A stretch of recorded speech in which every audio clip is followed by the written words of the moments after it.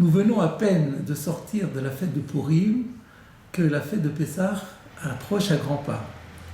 Cette fête est caractérisée par une très grande complexité, pour deux raisons. La première, c'est que le champ des aliments interdits est beaucoup plus important que d'habitude.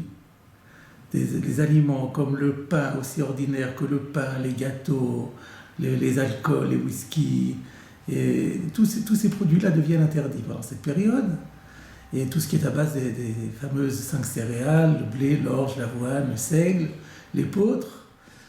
Et d'autre part, non seulement on n'a pas le droit de les manger, et que l'interdit de les consommer est très grave, mais en plus de ça, on n'a pas le droit d'en profiter, et on n'a même pas le droit d'en posséder. Donc cette complexité est gérée par nos coreligionnaires aujourd'hui, en 2018, de deux manières différentes. Il y a deux formules. Pour les uns, la formule choisie, ce sont les hôtels. On quitte le domicile et on va dans ces séjours dont le nombre grandit d'année en année. Et les autres relèvent le challenge de passer Pessah chez eux. Je voudrais m'adresser aux deux catégories. Au premier, à ceux qui ont fait le choix, en fait, de laisser à d'autres le soin d'assumer toutes ces tâches difficiles, toutes ces tâches pratiques qui consistent en se débarrasser du chametz, d'acquérir les produits cachés le Pessah. Alors à eux, je voudrais dire que la tâche qui consiste à assurer un séjour caché le Pessah dans une collectivité qui est en plus dans un environnement qui pendant toute l'année n'est pas caché, requiert un savoir-faire halachique très élevé et une organisation halachiquement très pointue.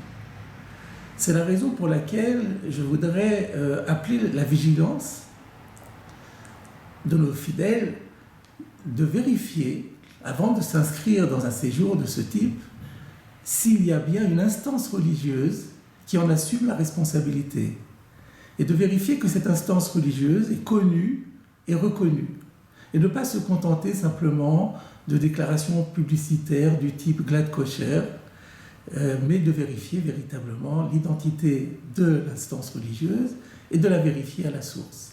C'est la manière la plus sûre de s'assurer qu'on pourra manger dans des conditions tout à fait cachées.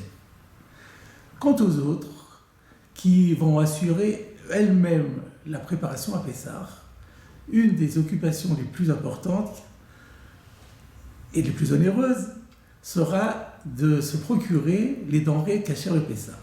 Et là aussi, je voudrais faire un appel à la vigilance, parce qu'il ne suffit pas de se rendre dans une épicerie dite cachère. En effet, la plupart des épiceries cachères ne sont pas sous label. Il n'y a pas un rabbinat qui est derrière et qui atteste que tous les produits ont été visés. En d'autres termes, c'est l'épicier qui choisit lui-même les produits qu'il va offrir à sa clientèle. Il n'est pas impensable, parfois, qu'une erreur se commette et qu'un produit chametz trouve sa place parmi les produits cachés le Pessah. Donc, la conséquence de cela, c'est qu'il faut examiner à la loupe tous les produits que l'on acquiert.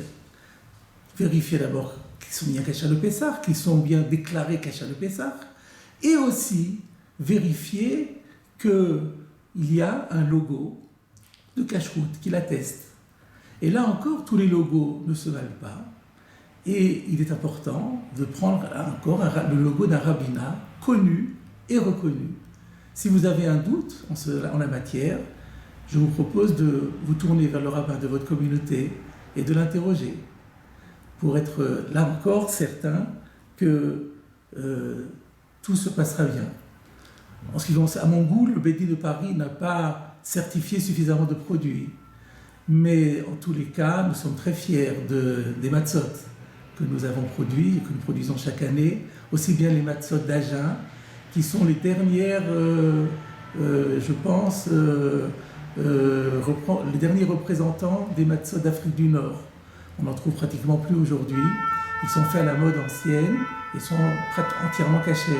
Et évidemment aussi les matzot Rosinski, dont je puis dire avoir assuré personnellement la cache-route, non seulement des matzot eux-mêmes, mais déjà de la farine au plus haut niveau de cache-route. Et je voudrais rajouter que, comme chaque année, le Beit Din de Paris a mis au service de la communauté des produits non certifiés, mais dont on est certain également qu'ils sont cachers le Pessah. Ceci est à l'intention de ceux qui ont des difficultés de se procurer les produits cachers le Pessah. Dans notre guide de Pessah qui vient de sortir, et on trouvera, comme chaque année, une liste de produits qui n'ont pas besoin de porter le logo de cache-route parce qu'ils ont fait l'objet d'une enquête très précise et qu'on pourra donc utiliser sans la moindre crainte et la moindre réticence. Pour conclure, je voudrais avoir une pensée vers ceux de nos frères qui sont en situation précaire au plan économique et qui se sentent sans doute démunis à l'approche de Pessah. Alors nous avons une tradition très ancienne de solidarité dans la communauté, mais ce que beaucoup ignorent, c'est que, en ce qui concerne l'aide, la solidarité envers nos frères pour la préparation de Pessah, ce n'est pas simplement une tradition, c'est une véritable obligation religieuse qui trouve sa source dans le Talmud de Jérusalem. Il y a donc obligation d'alimenter les caisses de secours qui ont été conçues ad hoc pour cette destination-là.